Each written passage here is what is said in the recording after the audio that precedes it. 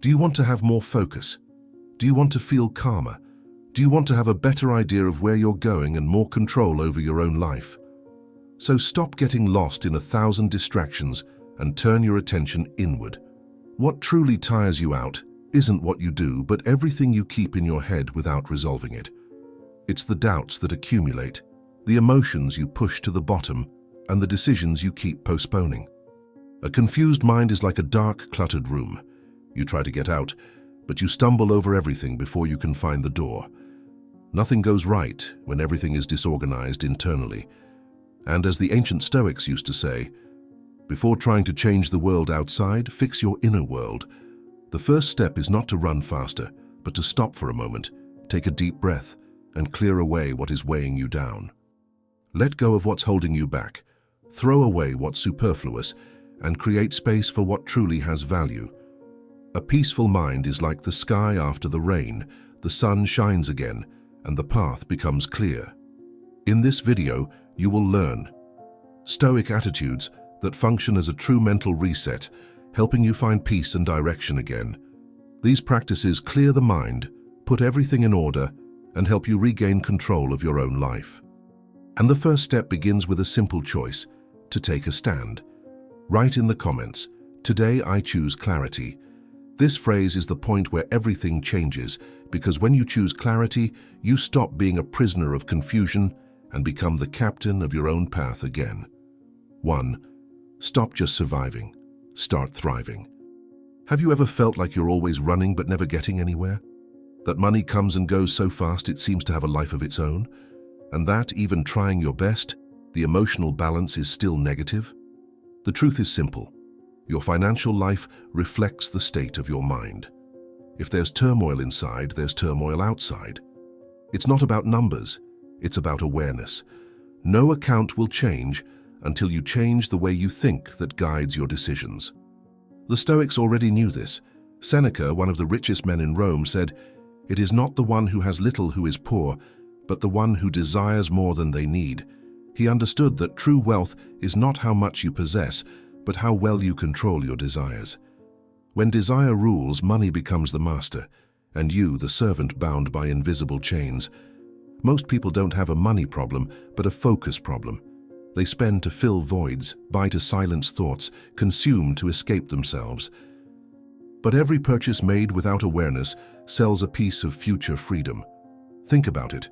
Every expense without purpose is like watering the soil of scarcity, and every choice made wisely is like laying a brick in the foundation of independence.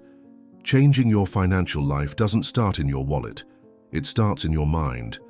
Freedom has a price, and that price is discipline. The Stoic teaching is clear. Organize your relationship with money the same way you organize your mind. There are 4 financial virtues, one for each day of the week. Monday, learning how to win. That's the beginning, the impetus, the movement. Tuesday, learning how to spend, giving the right direction to what comes in. Wednesday, learning to save money, creating space, postponing the pleasure of the present for something greater later. Thursday, learning to invest, making time and effort work in your favor. And Friday, the result appears, not by luck, but as a consequence of having lived the previous days wisely. From that moment on, money ceases to be a burden and becomes a tool. You stop chasing after it and start walking alongside it. And when that happens, even the simplest things gain more value. Here's your practice. For the next 7 days, write down everything that comes in and everything that goes out. This isn't about feeling guilty, but about getting to know yourself better. Observe which expenses bring you peace of mind and which ones make you feel regret. This simple observation is the first step towards freedom, because nobody can change what they can't yet see. As Benjamin Franklin said, "He who spends less than he earns is rich, and he who spends more than he earns is poor, even if he lives surrounded by gold." This is a truth that time never changes. Prosperity has nothing to do with luck, but with awareness. Money is merely a reflection of how you organize yourself. Write to yourself, "Today I choose to thrive consciously," because this choice transforms money into a tool and the mind into a direction. Abundance doesn't arise by chance. It arises from order. Those who learn to organize themselves internally begin, without realizing it, to flourish externally. 2. Take care of yourself before trying to take care of everyone else. From a young age, you may have been taught that thinking only of yourself is selfishness, that the right thing to do is to help, please, and always be available. But there's a silent limit that, when crossed, transforms kindness into exhaustion. The Stoics knew this. They said that true strength comes from within. Trying to change the world without first finding balance is like trying to dry the floor while the tap is still running. Without self-care, what is born is not love, but exhaustion. When you give without balance, you start helping out of irritation, expecting recognition and smiling on the outside, while you're exhausted on the inside. The idea is simple. Nobody fixes a roof with a broken foundation. Nobody lights someone else's lamp while living in the dark. And nobody saves someone from drowning when they haven't even learned to swim yet. Marcus Aurelius understood this. Before ruling Rome, he wrote to himself, "Master your mind, and you will master the empire." This phrase shows where true power lies. Self-control is the beginning of all leadership, all relationships, and all lives that seek to make a real impact.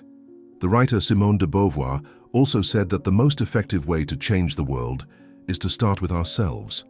And that's exactly right. Taking care of yourself is the first step to taking care of everyone. You organize yourself internally so as not to spread chaos externally. So protect what sustains you. Sleep, silence, boundaries, and presence. Boundaries are not walls of selfishness. They are protective fences. Resting is not giving up. It's recharging your strength. Saying no at the right time is often the most honest yes to your own peace. Want to inspire others? Live authentically. Want to change the world? Start by finding balance in yourself. Because those who sacrifice themselves to please others end up becoming part of the mess they were trying to fix. Over the next few days, notice how many times you put yourself last. And each time, ask yourself, is this kindness, or am I running away from myself? This question is the first step in making peace with what keeps you standing. Write in the comments. Today I choose to take care of myself first. This phrase marks the beginning of a new way of living, calmer, clearer, and more genuine. To close the doors to distraction. Have you noticed how difficult it is to be silent these days? Even when the body stops, the mind keeps racing, trying to solve, predict, and control everything. We live in a world that never shuts up, but the loudest noise doesn't come from outside, it comes from within. It's the thoughts that won't stop, the fears that return, the comparisons that keep repeating themselves.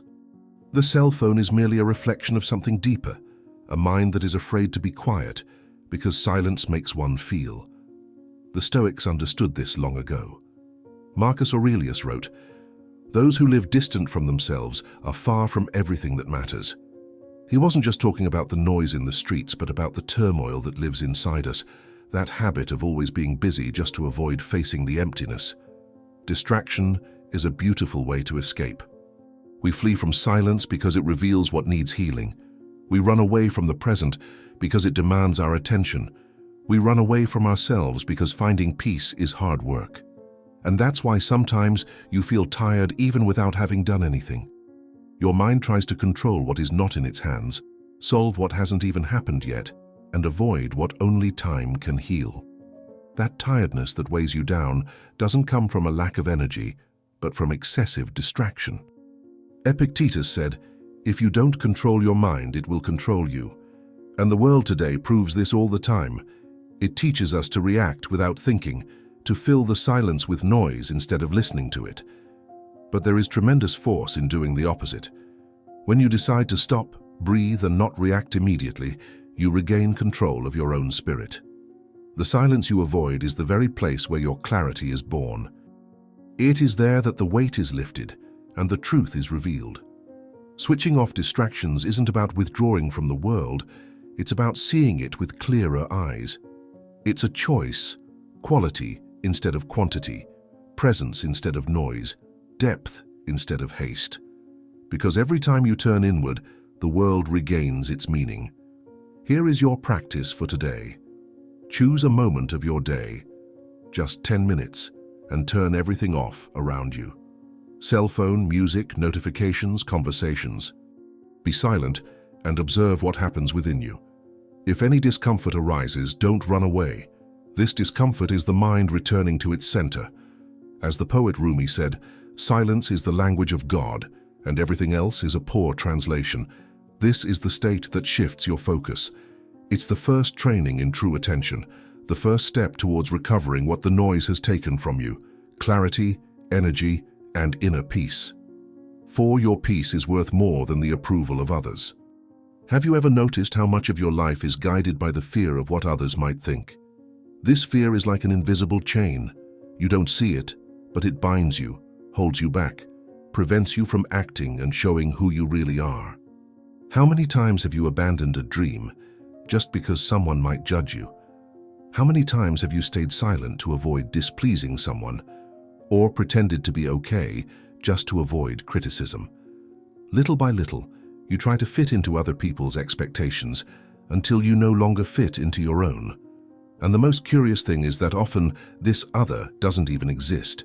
It's just an imaginary voice, a criticism you created yourself. Even so, you lower your head, shrink back, and begin to sabotage your own steps.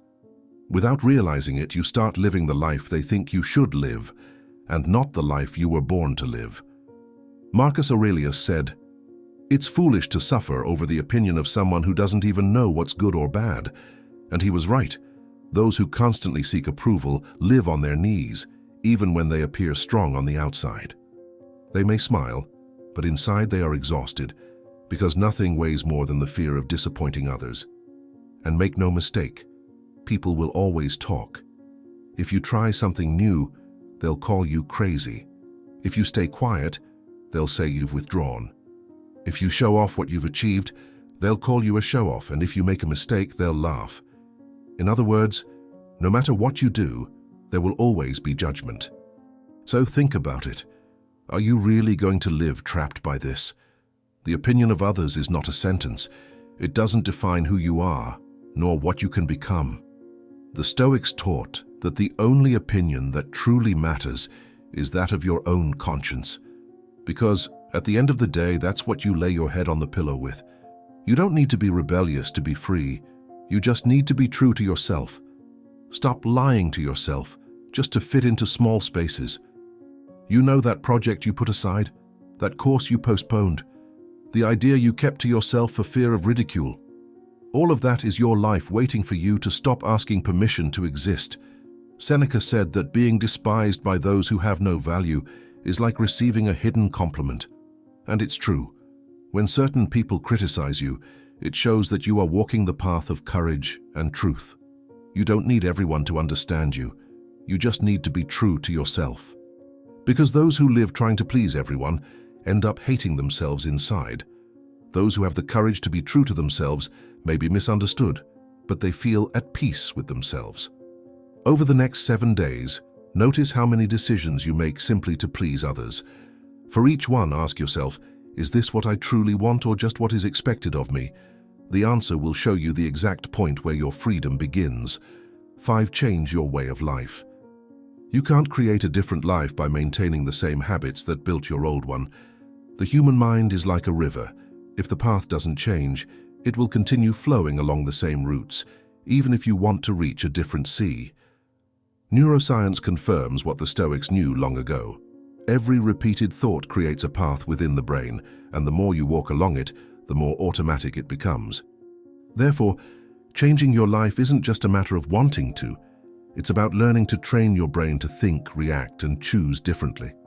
This change begins when you stop living on autopilot and start taking control of your own consciousness. Seneca said that life is like a play.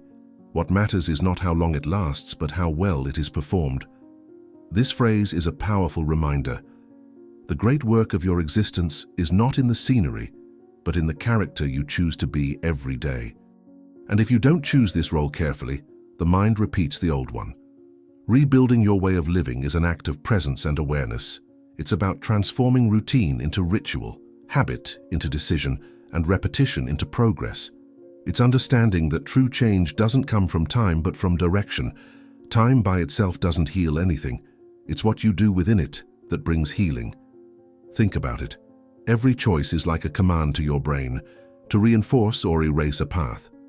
Every time you repeat a behavior that no longer serves you, you strengthen the past. But when you choose to act differently, even for a moment, you open space for a new future to be born. There is no new beginning without internal struggle, because the brain always prefers what it already knows, even if the familiar hurts. That's why change is tiring, but it's also why it liberates. Stoicism teaches that growing is about remaking yourself a little each day, without waiting for perfect conditions. It's about leaving behind what has already served its purpose, the self that sabotages itself, that procrastinates, that seeks approval before acting. The world doesn't change until you change the way you live within it. Rebuilding isn't about going back to the beginning. It's about continuing with greater awareness. It's about transforming what hurt into raw material, what failed into learning, and what remains into strength. Carl Jung once said, "I am not what happened to me, I am what I choose to become." And that's exactly it. It's about consciously deciding what should stay and what needs to go. It's about choosing who you want to be, instead of repeating yourself. When you change the meaning of what you've lived through, your brain changes how it reacts to the world. And that's how the past ceases to have power over you. Here's your practice. Choose a part of your life and change a small habit that still holds you back. It could be waking up before sunrise, walking without listening to anything, writing down what you feel, or simply breaking a pattern you've already noticed. The size of the change doesn't matter. What counts is the intention. Each conscious gesture is a new connection being created within you. Write to yourself, "Today I choose to rebuild myself." This phrase isn't just beautiful, it's the first command your mind receives to begin rewriting your own story. Life is renewed when you stop being a result of circumstances and start being the cause of your own actions. 6. Stop being controlled by irritation. Getting irritated isn't bad luck. It's a sign that something inside you needs adjustment. When your patience runs short, every little thing seems like a big problem. It's not the world against you. It's you trying to make the world follow your own script. Irritation grows little by little, in layers you don't see. Poor sleep, busy days, excessively high expectations, too many tasks, it all adds up. These things don't cause explosions on their own, but together they create friction. Then, when something small goes wrong, it's just the spark that ignites an already overloaded system. Think calmly. Irritation equals reality, minus your rigid expectations. The more you want to control everything, the more fragile you become. The more flexible you are, the more space and lightness you gain inside. The Stoics called this self-control. It's not about being harsh, it's about increasing the space between what happens and what you choose to do with it.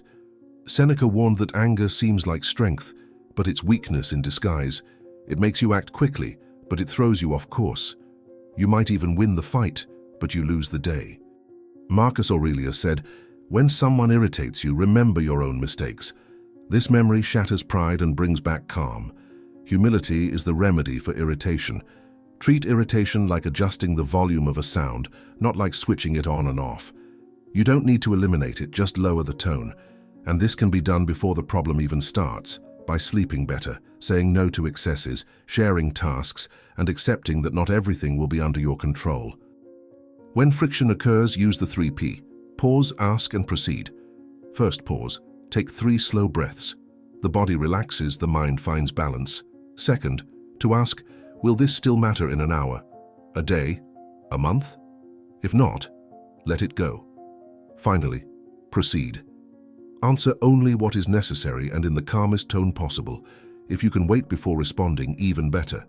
Time is a silent advisor. Remember, irritation is a double loss. You lose both peace and power. Whoever controls their own state controls their attitudes, choices, and energy. True mastery isn't about silencing others. It's about not surrendering your equilibrium to any provocation. The Stoic challenge of this lesson is simple. For the next 7 days, make one commitment each day to increase your internal margin. Sleep well, eat lightly, take a 10-minute screen-free break. Each small step widens the space between what affects you and what you decide to do with it. Choose to have that difficult conversation, but speak in the calmest tone possible. And when you feel your irritation is at its peak, postpone any decision for a day. Then write it down on a line, what annoyed me versus what really mattered. You'll notice that almost always it was just friction, not something essential. Because peace isn't about living without problems, it's about having control over yourself. And those who learn to quiet the internal noise aren't brought down by the external noise. 7. Be mindful of what goes into your mind. Inside your mind there is a door. Through it pass all events, people's words, gestures, glances, criticisms, and even silence. But the problem is that this door is not always under your control. Sometimes it opens to what hurts and closes to what could teach. It lets in what wounds and blocks what would bring calm. This is how distorted judgments are born. You judge all the time, even without realizing it. You judge people, situations, tones of voice, and intentions. And each judgment, whether conscious or not, shapes how you think, feel, and act. Judgment is that door. It decides what enters your mind and what stays outside. Imagine a typical day. You wake up late, get stuck in traffic, receive a curt message from your boss, and when you get home, you hear your partner complaining because you forgot to do the dishes. None of these events are inherently good or bad. What changes everything is what your mind allows to pass through that door. If you allow yourself to think he hates me or she only knows how to complain, your day falls apart. But if you choose to think, can I improve on this, or maybe she's just tired, everything changes. The same situation, two totally different realities, because it's not the situations that bother you, but the meaning you give them. When that door is rusted by pride, anger, or insecurity, it opens to what destroys and closes to what heals.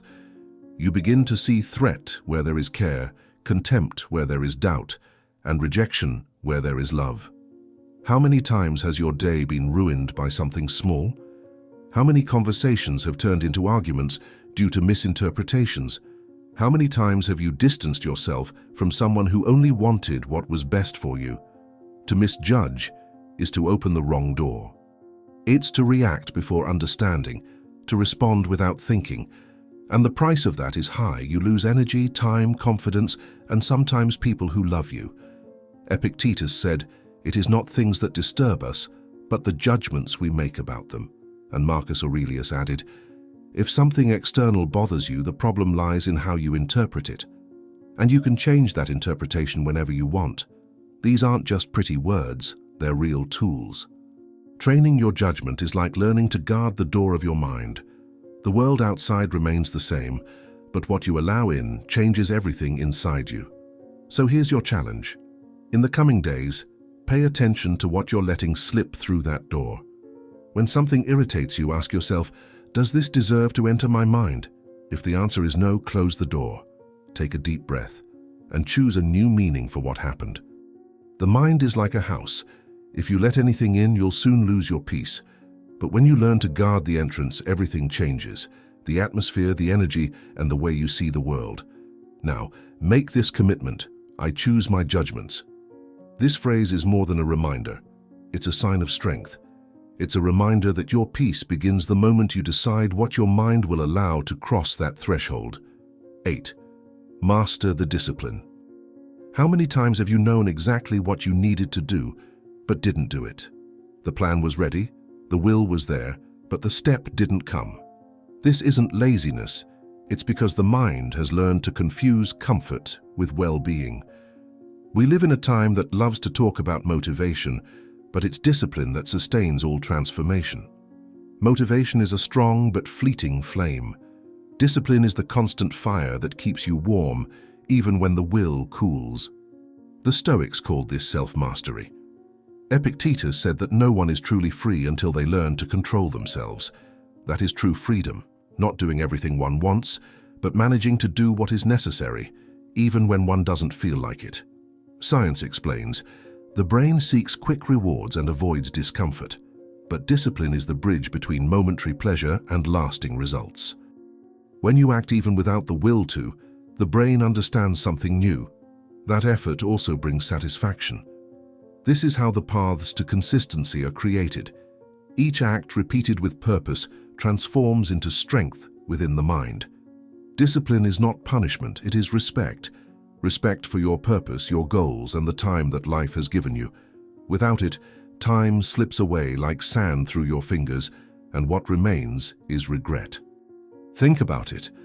Every time you fulfill what you promised yourself, you become stronger. Every workout done when your body wants to stop, every hour of study while the world tries to distract you, all of these are seeds of resolve planted in the soil of your willpower. And when hardships come, it is this harvest that will sustain you. Marcus Aurelius wrote to himself, "Do what needs to be done, even if it hurts, even if it seems like a small thing." Virtue lies in acting with firmness, not in waiting for the right moment. That is the secret. Discipline is silent, but its fruits make noise. You stop getting lost in impulse and start moving forward, step by step, until the result becomes natural. The big turning point is understanding that discipline is not harshness, it's love put into action. It's what transforms good intentions into real progress and dreams into achievements. Those who are disciplined are not bound by rules but guided by a purpose. Aristotle wrote that we are what we repeatedly do. Therefore, excellence is not an isolated act, but a constant habit. This is the essence of discipline, repeating what is right until it becomes part of who you are, until acting well ceases to be effort and becomes your own nature. This is how true strength is born, when you act not on a whim, but on the firm decision to move forward. Make discipline your best friend, and you will see your life move from thoughts to real actions. And if you're enjoying the content, consider becoming a channel member. Besides helping the channel, you'll also get exclusive content. Click the link in the description and become a member now. Back to content. 9. Act. That's the best answer. Overthinking is like walking in circles inside a maze you created yourself. Each turn seems to bring you closer to the exit, but in reality you remain in the same place, tired, anxious, and with the feeling that something is missing. The problem is not a lack of ability, but rather an excess of analysis. The mind likes to be certain before acting, but life only reveals certainty after you move. The Stoics called this paralysis of reason, a type of wisdom that thinks so much it forgets to live. Seneca said that the fear of pain is worse than the pain itself. And it is this fear that makes so many people stand still, waiting for the perfect moment, the ideal scenario, the right motivation. But the real world doesn't reward good intentions, it rewards actions. Ideas alone change nothing. What changes things is action. Doubt grows in the space left by inaction. When you do nothing, you give way to insecurity. Anxiety is born from immobility. The more you wait, the more your mind creates reasons not to begin. And thought, when it doesn't become action, transforms into a prison. Beautiful, logical, but a prison nonetheless. Marcus Aurelius was clear. Stop talking about what a good person should be one. In other words, stop rehearsing life and start living it. Act even without the will, even without having everything defined. Clarity comes from movement. The first step illuminates the second. Action is the remedy against confusion. Often, procrastination disguises itself as perfectionism. You convince yourself that you need to plan more, study more, prepare better, but deep down it's fear. Fear of making mistakes, of being criticized, of realizing you don't know everything yet. But here's the paradox. Learning only happens when you take risks. Mistakes are part of the journey. Those who try to avoid mistakes end up avoiding growth as well. The Stoics didn't wait to be inspired to act. They did what needed to be done, and motivation came later. Discipline is born this way, not from enthusiasm but from purposeful repetition. Action is what changes the internal state. You don't act because you feel good because you act. Now look at your life. How many decisions have you postponed, waiting for a courage that never arrives on its own? How many plans have you created and remade without noticing that doubt only disappears after the first step? Action is the bridge between wanting and achieving. Without it, knowledge becomes useless weight. Knowing without practicing is like having a sword tucked away. It seems powerful, but it cuts nothing. Movement heals. It organizes the mind, dissolves fear, and shows the way. You don't need to run, you just need to get out of where you are. A small step taken every day is worth more than 1,000 stagnant ideas, so stop waiting for the right moment. Act now, send the message, do the exercise, write the first paragraph, fix what needs fixing. As Goethe said, whatever your dream or plan, start now. Boldness carries within it power, genius, and magic. 10. Honor the break. We live in a world that glorifies constant movement. Everything needs to be done quickly. Everything needs to show progress. Stopping has become synonymous with weakness, but the truth is that real growth doesn't happen during action. It happens in the intervals between actions. The warrior doesn't become stronger during battle, but rather in the time he spends cleaning his sword, tending to his wounds, and silently observing the battlefield. The pause is what transforms effort into wisdom. The Stoics knew the value of rest. Marcus Aurelius, even while ruling an empire, wrote silently to himself in the early hours of the morning. He understood that the time between one decision and another was the fertile ground where thought aligned itself. Seneca said that, "To rest is not to waste time, it is to restore strength to time." And that is exactly what we forget today, that rest is part of the cycle, not an escape from it. The interval is the space where the body assimilates, the mind processes, and the spirit aligns. Without it, effort becomes noise. Muscles grow when they rest. The mind clears when it is silent. Wisdom flourishes when the noise ceases. The rush for results steals the power of the process. Those who try to harvest without respecting the season destroy the soil, and those who try to evolve without honoring the pauses exhaust themselves before they can flourish. Pausing isn't absence, it's a deeper presence. When you pause intentionally, you're not running away, you're integrating. It's in the interval that experiences gain meaning, mistakes become lessons, and energy flows purposefully again. Only those who honor the pause can sustain the rhythm of life without breaking down. Epictetus said, "It's not what happens that tires you, but how you react to what happens." And reacting all the time is living without space to breathe. The pause is that breath, the moment when you withdraw from the whirlwind and observe from the outside. The world doesn't stop, but you can stop within it. That's the freedom most never experience. Think about music. What creates harmony is not just the notes, but the silences between them. Without pause, even the most beautiful melody becomes noise. It's the same with life. Pauses give meaning to movement. The interval is the point of balance between acting and understanding. It's the space where chaos transforms into clarity. But there is an even more important kind of interval, the internal one. That instant when you observe your own mind before reacting, before responding, before deciding. Between impulse and action there is a small space, and it is in that space that freedom resides. The wise person lives within this interval.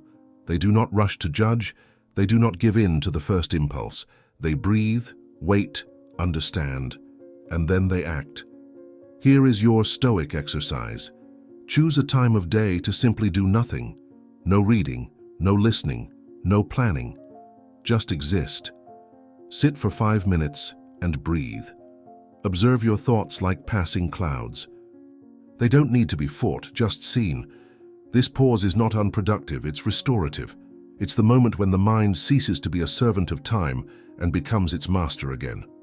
Marcus Aurelius wrote, "The rest you seek is within you." He knew that true rest doesn't depend on location, but on inner state. You can be on a beach and still be restless, or be in the midst of chaos and feel peace if you have learned to inhabit your own space. Write to yourself, "Today I honor the break." This phrase is a reminder that stopping is also progress. It is in the space between actions that destiny unfolds. When you learn to rest consciously, time ceases to be an enemy and becomes an ally. You stop chasing after life and begin to walk alongside it. Honoring the pause is trusting in the natural rhythm of things. It's knowing that the river doesn't always flow in rapids, it also slows down, widens, calms down before continuing. Life demands the same. Action and pause, strength and gentleness, progress and contemplation. The entire universe pulsates in this rhythm, and you are part of it. So, the next time you feel guilty about resting, remember, even the heart, which never stops, lives in intervals. It is between one beat and another that life goes on, and perhaps wisdom lies precisely there, in learning to breathe between efforts, in allowing silence to rebuild what haste destroys. Because whoever learns to honor the pause never gets lost along the way. 11. Simplify before giving up. Have you ever noticed that most of the things that tire you out aren't actually difficult? They're confusing? The mind gets lost not because of the weight of the tasks, but because of the lack of clarity between them. When everything seems too complicated, it's a sign of excess, not depth. And excess is the enemy of peace. Life doesn't ask you to do more. It asks you to do the essential things with presence. Before giving up on something, try simplifying it. Confusion is like a labyrinth you build yourself. At first, it seems the problem is outside, in circumstances, in people, in responsibilities. But when you look closely, you realize the labyrinth is mental. There are too many ideas, too many goals, too many demands. It's the noise of haste disguised as productivity. Simplifying, then, isn't about doing less. It's about removing what doesn't make sense. It's the act of clearing the ground to see where the path really lies. The ancient Stoics knew this. Marcus Aurelius wrote in his diary, "If something confuses you, reduce it to its simplest elements. If it is just, do it. If it is not, do not." Wisdom lies in clarity, not complexity. We complicate things because the ego likes to feel needed. It loves to believe that life is difficult because it makes it feel important. But the truth is that most dilemmas lose their power when you reduce them to their essence. Think about how you act when you're overwhelmed. You try to solve everything at once, jumping from one thing to another. And the more you rush, the more chaos grows. The brain goes into a state of defense and begins to see each task as a threat. Anxiety increases, focus disappears, and the urge to give up arrives. Not because the path is impossible, but because you tried to traverse it carrying unnecessary baggage. Simplification is an act of courage. It requires saying no to many things, expectations, old plans, other people's opinions. It's accepting that not everything can happen at the same time, and that some battles aren't worth the energy they consume. This isn't weakness. It's strategy. The Stoics called this catalepsy, the power to grasp what is essential and let go of the rest. They knew that the human mind, when freed from excess, naturally returns to order. Observe your routine. How many things do you do out of habit, not purpose? How many projects do you keep open for fear of appearing to have failed? How many conversations do you insist on continuing even knowing they lead nowhere? Each of these small distractions steals pieces of your clarity. Simplifying means closing doors, and each closed door is a piece of energy that returns to you. Nature is the best example of this law. Everything in it is simple and functional. The river doesn't force its way, it simply follows the most direct course. The tree doesn't try to grow in every direction, it climbs towards the light. The sun rises and sets without haste but never fails. Nature doesn't rush, and yet everything is fulfilled. Human beings, on the other hand, live trying to be more efficient than the universe itself. That's why they exhaust themselves. Simplifying isn't about giving up on dreaming. It's about giving the dream space to breathe. When you reduce chaos, purpose emerges. It's like cleaning a dirty window. The scenery hasn't changed, only your perspective on it. Sometimes you don't need a new plan, but a new outlook. Simplicity brings back the essential, and the essential brings back strength. Here's your Stoic practice. Choose an area of your life. It could be your work, your goals, or even your mind, and do a radical cleansing. Eliminate what doesn't serve you. Cut out an obligation that adds no value. Delete useless tasks. Disable notifications that only drain your attention. Then ask yourself, what really matters here? Write the answer in a short sentence and keep it in sight. That will be your guiding light. Remember, giving up isn't always the end. Sometimes it's just the moment when the mind refuses to continue down the wrong path. Simplifying is like making room for hope to breathe again. It's when the weight falls away and meaning returns. Marcus Aurelius said, "If something seems impossible to you, it is because it has not yet been reduced to its simplest part." That's the key. Before giving up, reduce it. Before complaining, breathe. Before saying it's impossible, ask, "What can I do now with what I have?" The answer is almost always simpler than it seems, and therein lies the strength that makes you continue. Write to yourself, "Today, I choose what is essential." This phrase is a daily reminder that clarity isn't found, it's created. Every time you remove what is superfluous and let what is true remain. But there's something important to understand. If you've been trying for a long time to step out of your comfort zone and learn more, but haven't been able to, there might be something you're not aware of. I know what it might be. Anxiety. Anxiety is like a snake that creeps up silently and affects you without you even realizing it. It leaves you feeling unwell for days, months, and even years. Living like this is like being sick all the time. But I know a solution. Stoic philosophers, along with modern psychology, have a way to help you get rid of it. I managed to cure myself of this anxiety. I made a video explaining how you can get rid of this problem, and it's in the first comment. Click the link in the first comment and start healing yourself from this feeling of anxiety. 12. Stop reacting, start responding. Much of human suffering comes not from what happens, but from how we react to what happens. A sideways glance, a curt message, an unfair criticism, all of these become a fire within a mind that has not yet learned how to respond. To react is to act without thinking. To respond is to think before acting. The difference between the two is the space between the stimulus and the decision, and it is precisely in this small interval that Stoic wisdom resides. Epictetus said, "It's not what happens to you, but how you react to what happens that matters." This phrase is a whole map of self-mastery. Reaction is instinct, response is choice. Those who live reacting are controlled by the world. Those who learn to respond begin to control themselves. It is at this point that life shifts its axis, when you stop being a reflection of what affects you and become the source of what you choose to feel. Think about how many times you've lost your peace over something small, a message that took too long to be answered, an unexpected criticism, an injustice that made you want to scream. The reactive mind seeks to correct the world as if every irritation were a threat to its identity. But the Stoic doesn't try to change what hurts him. He changes the way he positions himself in relation to it. Calmness, for the wise, is a form of resistance. Reacting is the natural way of a mind that lives defensively. It interprets everything as an attack. A disagreement becomes an offense, a delay becomes disregard, a mistake becomes failure. But the response comes from observation, not impulsiveness. It's the moment when you allow yourself to breathe before returning any received energy. This pause, short but conscious, is a form of silent power. It's like the invisible shield of ancient warriors.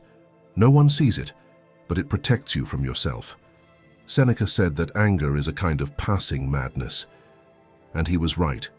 Strong emotion steals control of the mind, and, for a few moments, you cease to be in control of yourself. When you react, you say what you didn't want to, decide what you didn't need to, and regret what you could have avoided. But whoever responds, observes. And observing is the same as dominating. Marcus Aurelius reminded himself of this daily. The best revenge is to be different from what hurt you. Responding means choosing clarity over haste.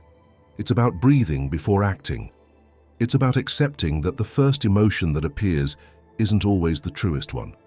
How many times was what seemed like anger actually sadness? How many times was what seemed like irritation accumulated fatigue? When you respond instead of reacting, you begin to decipher yourself. And this self-knowledge is the foundation of serenity. The Stoics called this control proheresis, the ability to make conscious decisions. Nothing is more powerful than a person who masters their reactions. The world may provoke them, but it cannot control them. That is true freedom, not depending on the mood of the day, the words of others, or the unexpected events of life to maintain inner balance. Here's your Stoic exercise. The next time something irritates you, practice all 3 R's. Acknowledge, breathe, and respond. First, recognize, what are you feeling? Name the emotion. Anger, fear, jealousy, anxiety. Naming is taming. Second, breathe. Take 3 deep, slow breaths. This simple pause is the space where instinct loses its power. Finally, reply. Ask yourself, what would be the most dignified attitude of my best self at this moment? And act accordingly. At first, it will seem difficult. Your mind will scream for a reaction. But with time, you will discover a new pleasure. The pleasure of calm, the power of choice. Serenity is not apathy. It is controlled strength. It is not being indifferent. It is being greater than what affects you. When you master this interval, nothing else masters you. Remember, those who react repeat the past. Those who respond build the future. Every time you choose to respond, you teach your brain a new path, creating a new connection between reason and emotion. Little by little, chaos loses ground, and silence becomes your new language. Marcus Aurelius said that a strong man is one who can be struck without breaking. That's the point. It's not about never feeling, but about feeling without losing yourself. Stop fighting to defeat others. Fight to overcome the impulse to react. That is the true victory, the one that no one sees but changes everything within you. Here is his Stoic phrase for today. Today I choose to respond, not react. Repeat it whenever you feel the heat rising, when words want to come out without thinking. Each time you do this, you will be polishing the rough stone of your mind until you transform it into clarity. Because wisdom begins exactly where impulse ends. 13. Don't wait to feel something before you act. Have you ever noticed how the mind loves to postpone what matters? It always says, I'll start when I feel ready, when I have more energy, when the time is right. But the perfect moment never comes, because it doesn't exist. Life doesn't wait. And what separates those who achieve from those who only dream is simple. The former act, even without the will to. Most people believe that they need to feel to act. That action comes after motivation. But the Stoic knew it's the opposite. Motivation is born from action. It is movement that awakens the spirit, not the spirit that creates movement. Seneca said, while we wait to live, life passes by. Waiting to feel is the same as silently giving up, an elegant self-deception that seems like prudence, but is fear disguised as preparation. The problem is that the mind seeks comfort, not purpose. It wants to conserve energy, protect itself from pain, avoid failure. So it creates clever justifications. I'm not inspired. I don't know enough yet. I lack courage. But none of that is true. What's missing is the first step, the one that seems small but changes everything. Taking action is the act of breaking inertia. It's the moment you tell your mind, I decide the pace, not my mood.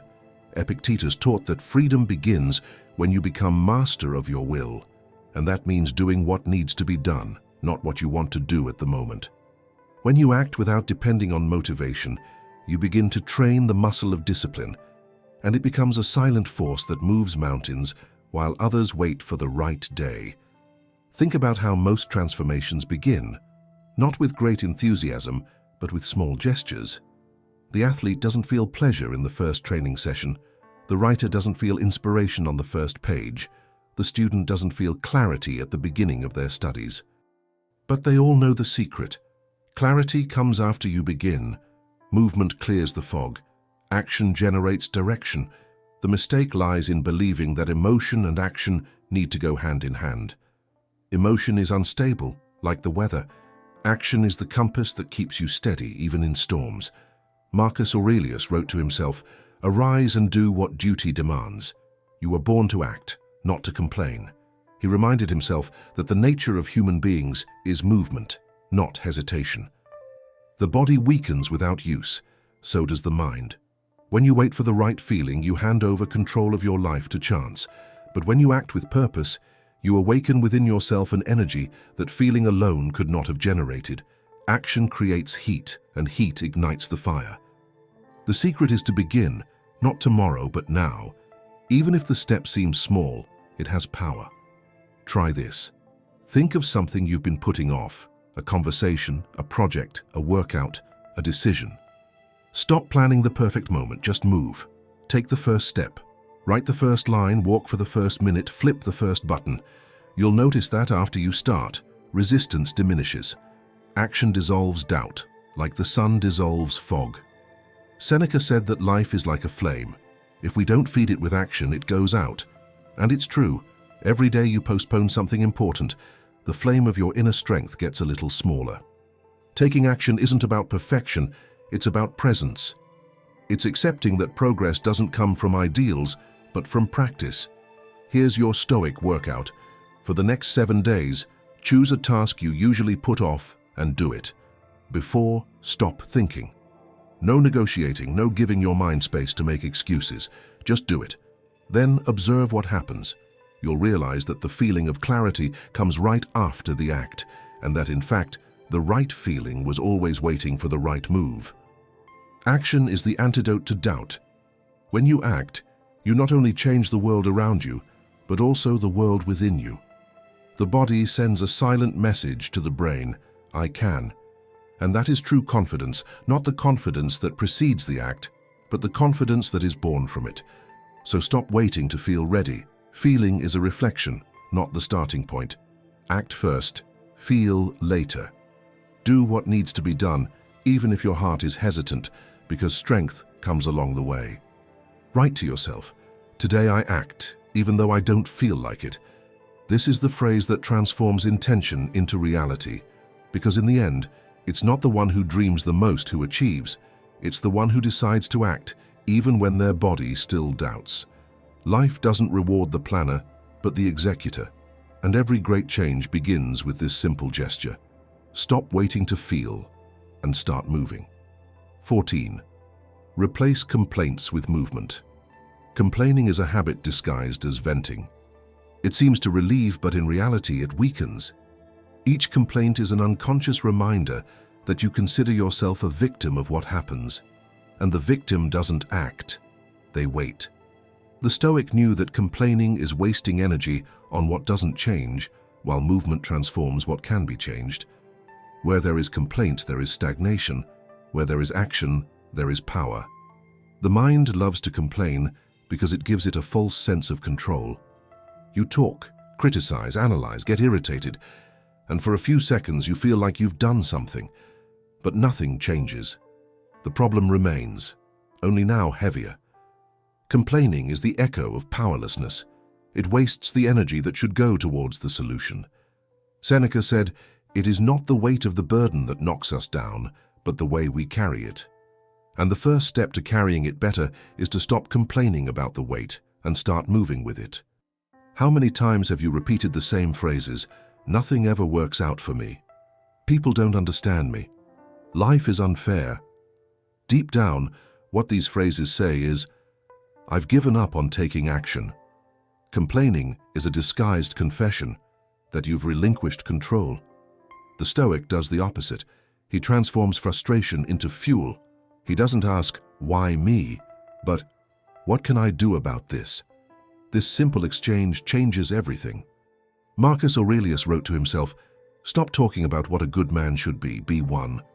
This phrase is the most direct blow against the habit of complaining, because complaining is talking, acting is being. The difference between the two is the distance between the ideal and reality. And those who walk in circles within their own dissatisfaction don't realize they are wasting time that could be spent building a way out. Complaining is a way of hiding from duty. It's a subtle way of staying in the same place without feeling guilty. You point out the problem, you feel you've done something, and therefore you believe you've already started to change. But the brain learns the opposite, that simply talking is enough to feel progress. And so you create a dangerous cycle. The more you complain, the less you act. The less you act, the more reasons you have to complain.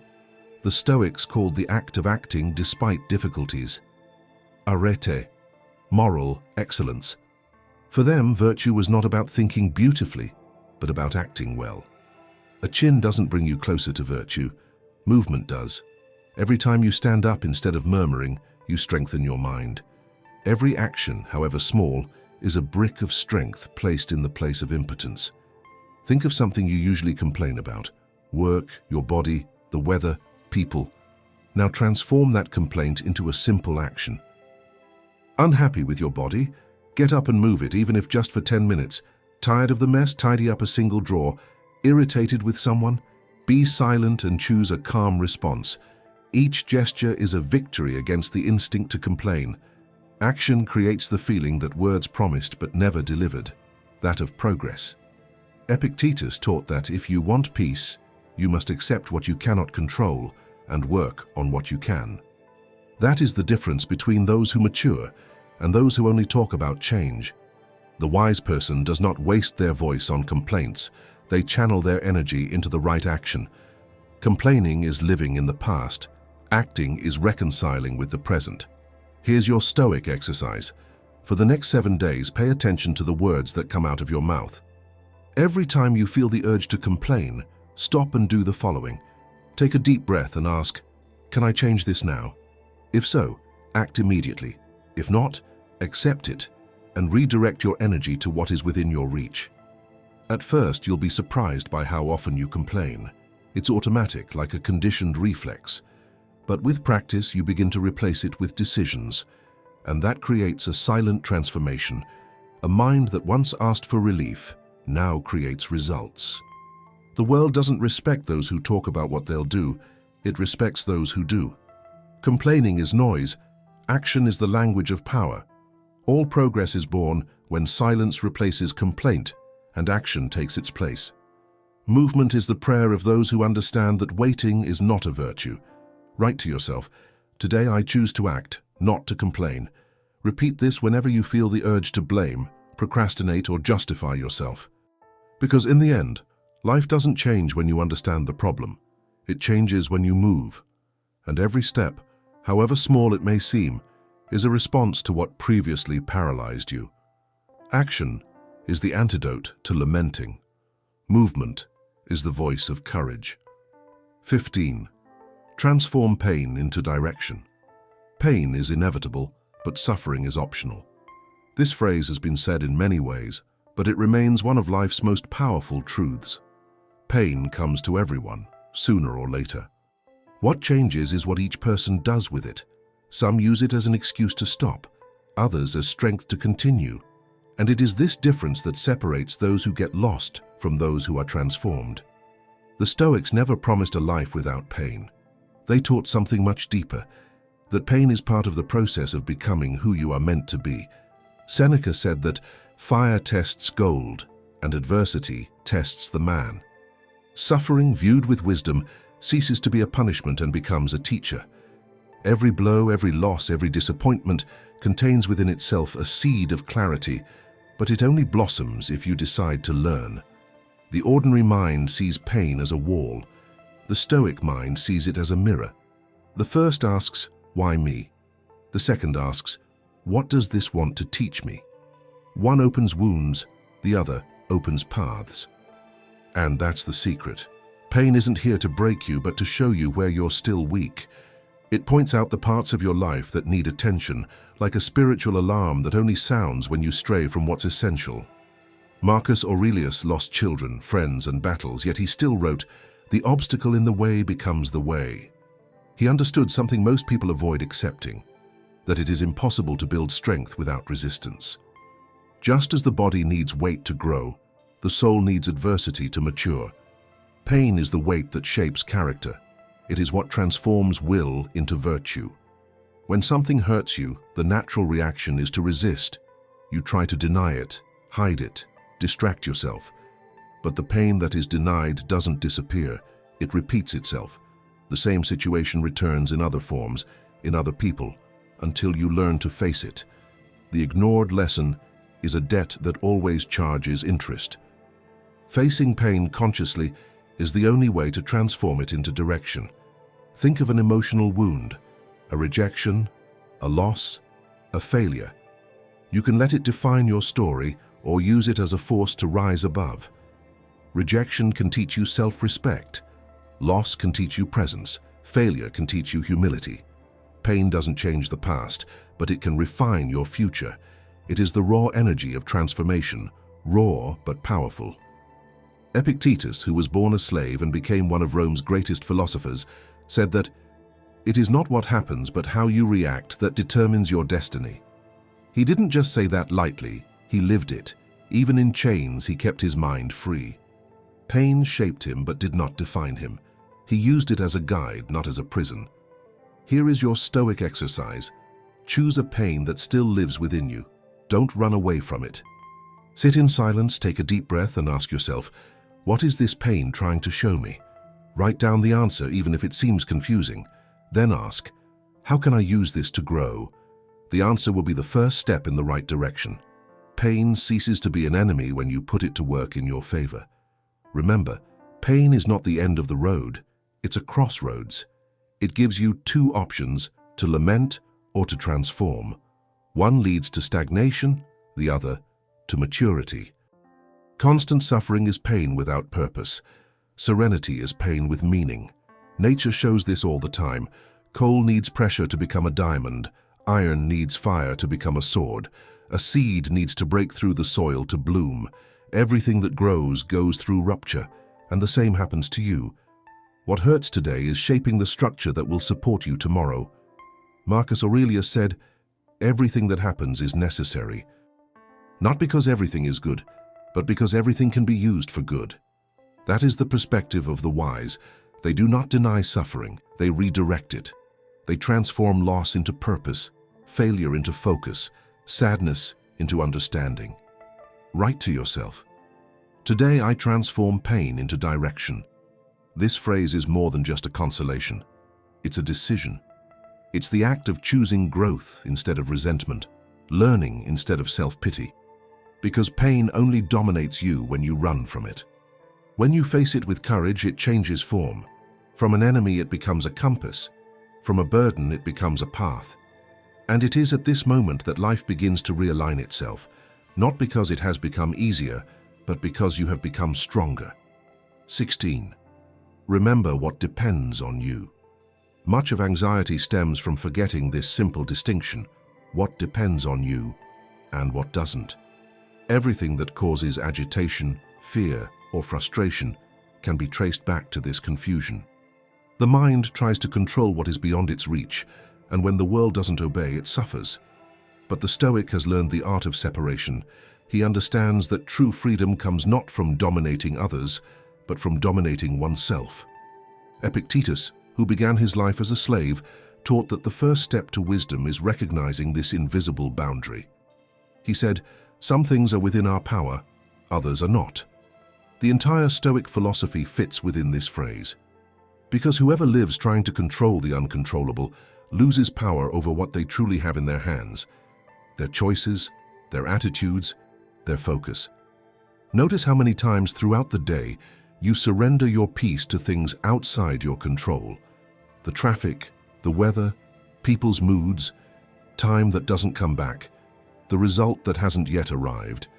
You complain, get irritated, blame yourself, but none of that changes reality. It only wears you down. The world doesn't bend to your control, but your mind can learn to bend to reason. Marcus Aurelius wrote to himself during the wars, "You have power over your mind, not over events." When you understand this, you will find strength. This is one of the most liberating phrases ever written, because it gives you back control. When you focus on what depends on you, everything that previously seemed chaotic begins to reorganize itself. Not because the world changes, but because you change the way you look at it. A mind that tries to control everything lives in tension. A mind that learns to choose its focus lives in peace. Imagine an archer. He can adjust the bow, the strength, the angle, but he cannot control the wind. If he tries to fight the wind, he misses the target. But if he accepts the wind and adjusts his aim, he hits the target with serenity. That's how life is. You don't control the circumstances, but you can control the response. And the response is everything. The most common mistake is confusing responsibility with control. Responsibility is doing your part with presence and awareness. Control is wanting to guarantee the result. The Stoics knew that the result belongs to fate. The effort belongs to you. And it is precisely when you deliver the result and focus on the effort that calm returns. Think about how many times you've wasted energy trying to predict what the other person will think, how the future will unfold, or what you could have done differently. None of that is within your control right now, but you can act better today, speak more truthfully, choose more clearly. That does depend on you. And when you stay on that axis, nothing external can throw you off balance. Here's your Stoic exercise. Draw a line down the middle of a sheet of paper. On one side, write, "It depends on me." On the other, "It doesn't depend on me."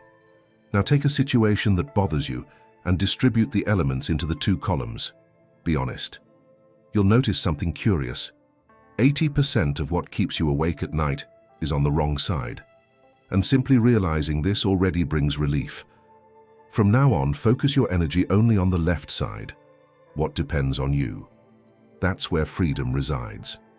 Seneca said, "Nothing is more unhappy than worrying about what you cannot change." And he was right. Every time you try to control the uncontrollable, the world teaches you a lesson in humility. Not to punish you, but to remind you that there is a greater force, the natural flow of things. When you respect it, life ceases to be a struggle and becomes a dance. Remember, serenity doesn't come from the absence of chaos, but from clarity about what is yours and what isn't. Everything you can truly possess fits into three things: your thoughts, your intentions, and your actions. The rest is scenery. Happiness lies in aligning these three forces simultaneously, thinking wisely, acting courageously, and accepting serenely. Write to yourself, "Today I'm focusing on what depends on me." This phrase is an anchor. Repeat it whenever the world tries to pull you towards haste, control, or fear. Because when you live within this boundary, you discover the secret that the ancients already knew. No one is invincible, but he who masters himself is unshakable. True freedom lies not in changing destiny, but in walking lightly within it.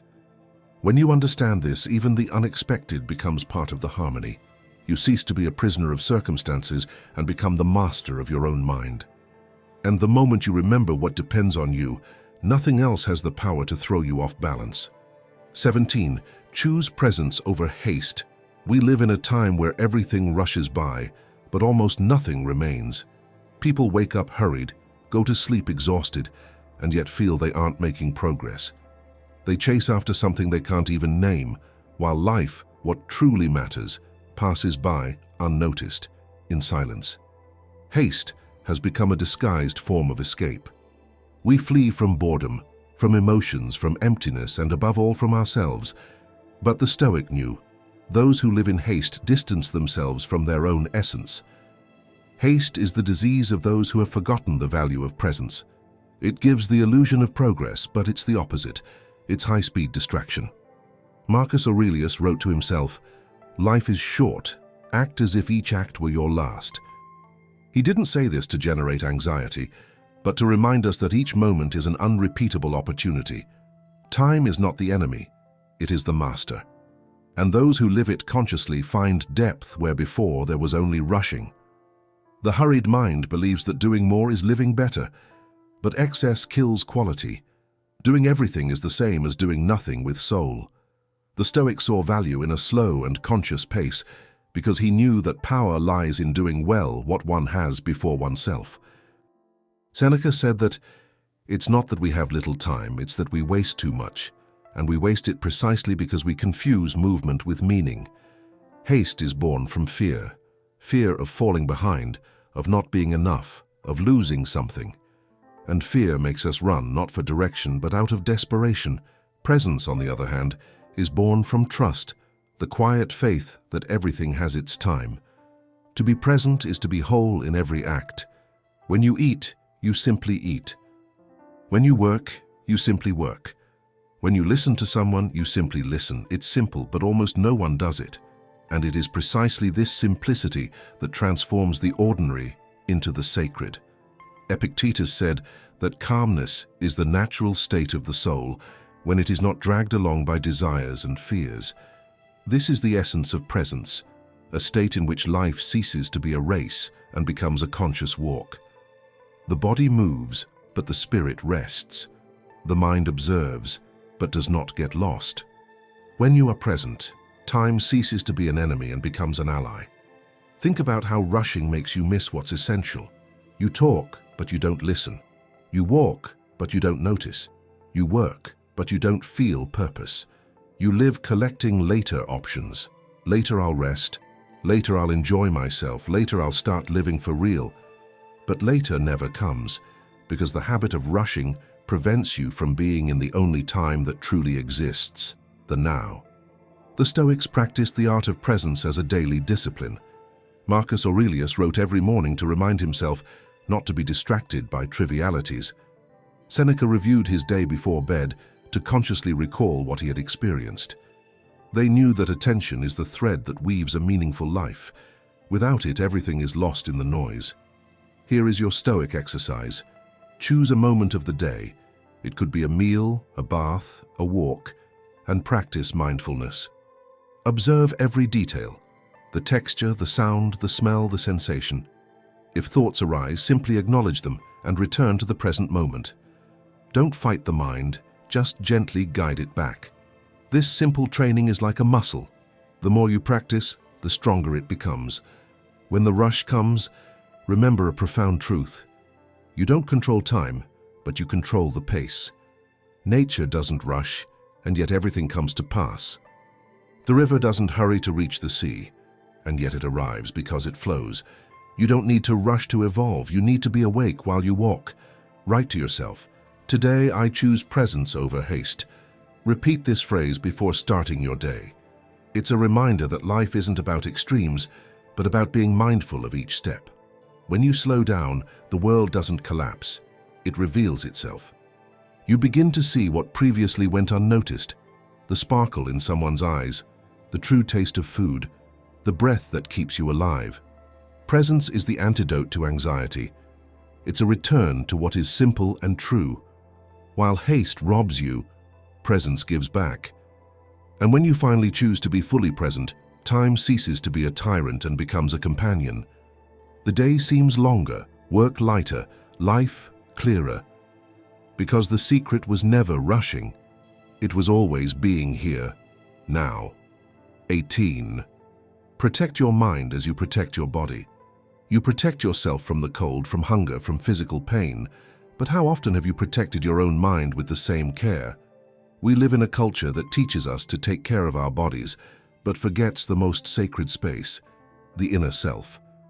Most people worry about what they eat, but swallow toxic ideas every day without realizing it.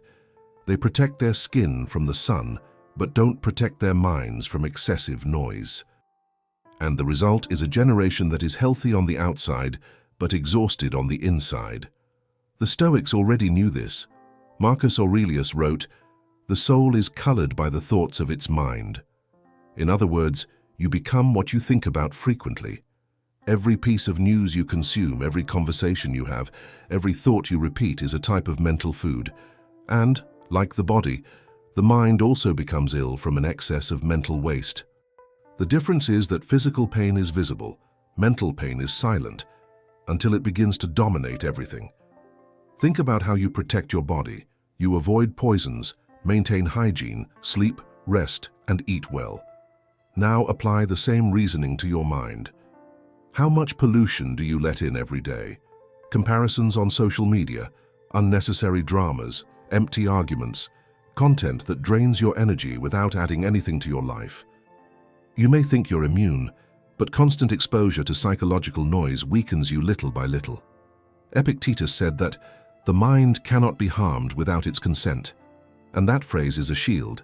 It means that, in the end, you decide what goes in and what stays out. The mind is like a fortress, strong but vulnerable if you leave the gates open.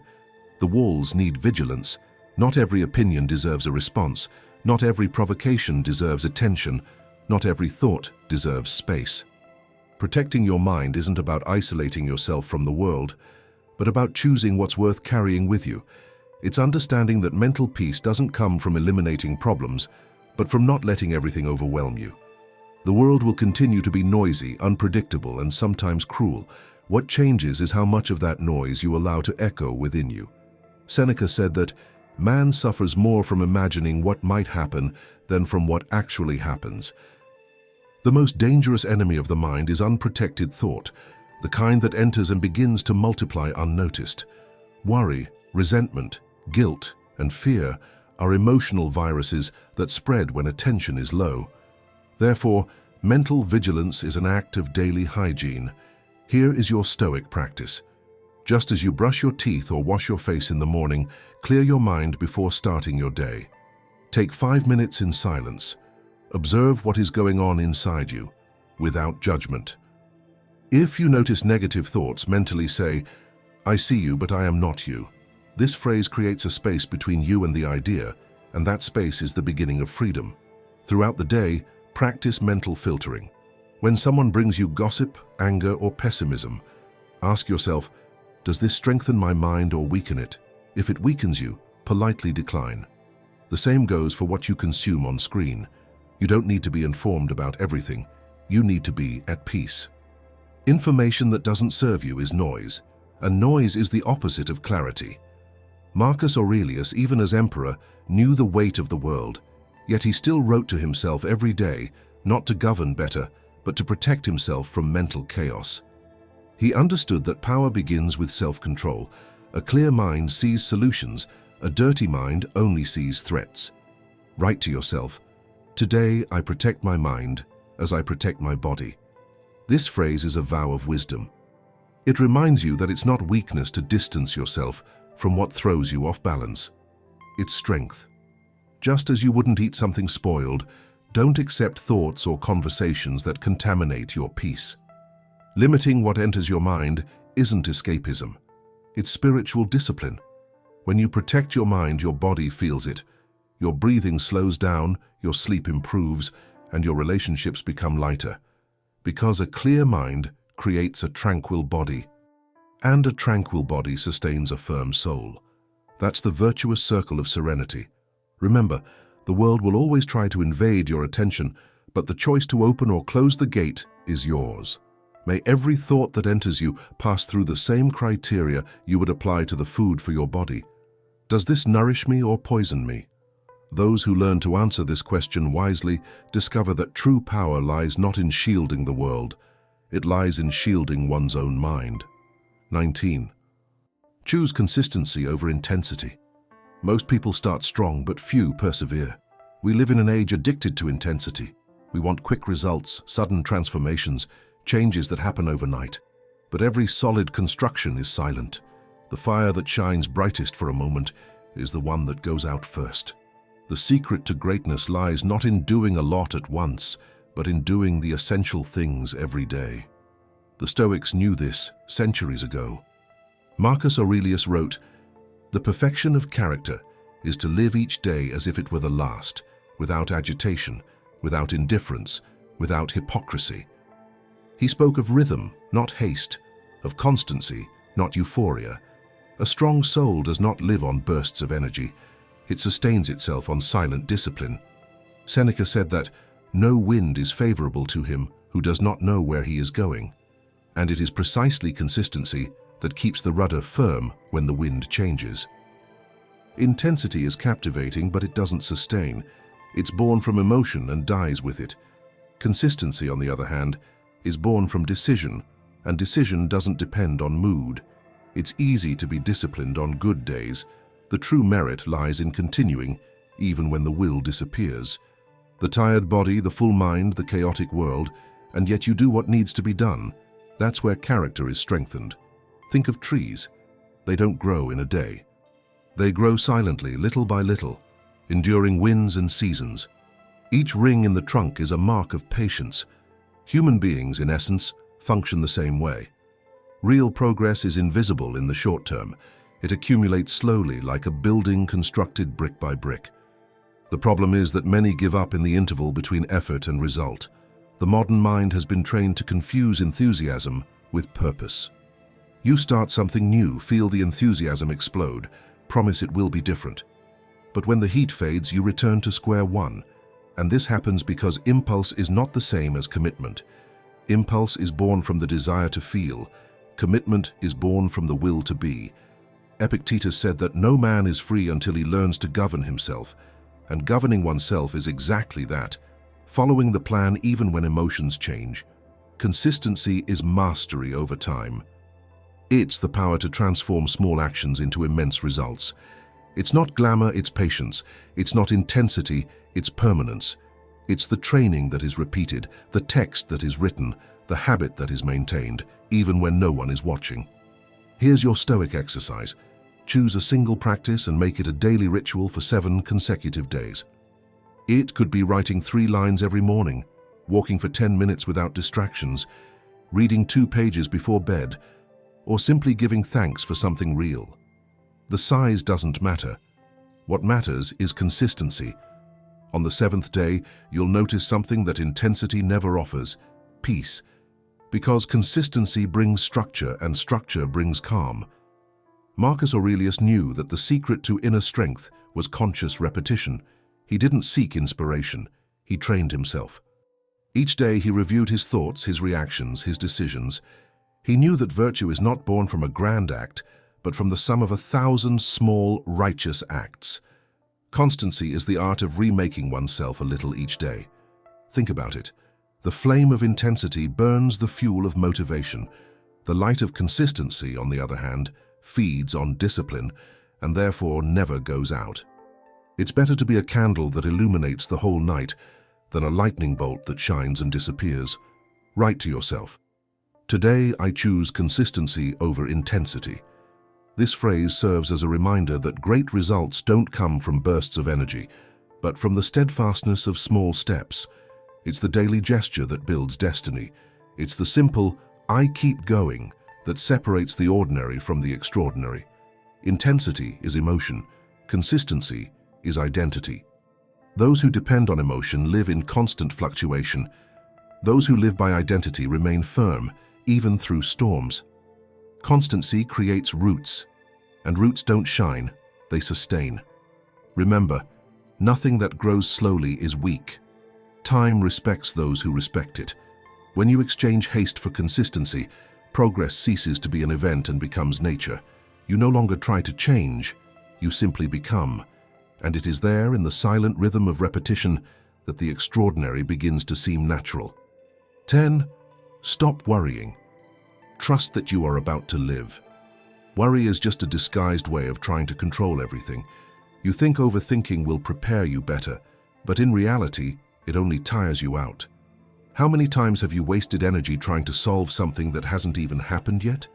You plan, calculate, imagine 1,000 possibilities, and when something goes wrong, you feel like the universe has tricked you. But the truth is simple. Trying to control everything is an expensive and exhausting illusion. The Stoics called this amor fati, the love of destiny. Epictetus said that some things are under our control and others are not. This phrase seems easy to understand, until you realize that almost everything that keeps you awake at night is precisely on the side that doesn't depend on you. What hurts you most is not the problem itself, but your resistance to accepting that it is part of the journey. An anxious mind has a dangerous habit, believing that by thinking enough, it will avoid pain. But overthinking is like walking in circles in a labyrinth. The more you walk, the more lost you become. Worry is like that, movement without direction. Seneca already said that we suffer more in our imagination than in reality. And he was right. Suffering is born from assumptions, not facts. When you try to control everything, you lose the ability to trust the process. It's like tightening a rope too much. You hurt yourself and still hold nothing. Trusting isn't giving up. It's acting consciously and letting go of what no longer depends on you. It's understanding that the world doesn't need your tension. It needs your calm and attentive presence. Marcus Aurelius wrote, "Accept what destiny brings you, and love those with whom destiny unites you." This is the tranquility of someone who has learned to flow with life without being dragged along by it, of someone who participates in the world without clinging to what they cannot hold on to. Letting go of worries is not being irresponsible, it's being wise. It's understanding that fear doesn't prepare you, it only paralyzes you. Train your confidence as if it were a silent muscle. Notice when your mind tries to control what it cannot. Breathe before reacting. Time is the calmest remedy against anxiety. And then let go, Not like someone who gives up, but like someone who understands the rhythm of life. Confidence is the opposite of tension. While control drains you, confidence strengthens you. It's not about stopping acting, it's about acting without being bound by expectations. It's about moving forward, even without knowing exactly where the path leads. As Seneca said, destiny leads those who accept it and drags those who resist. Trust, not because everything is guaranteed, but because you already have within yourself what you need to deal with whatever comes. A peaceful mind is not one that controls the future, but one that is fully present in the present.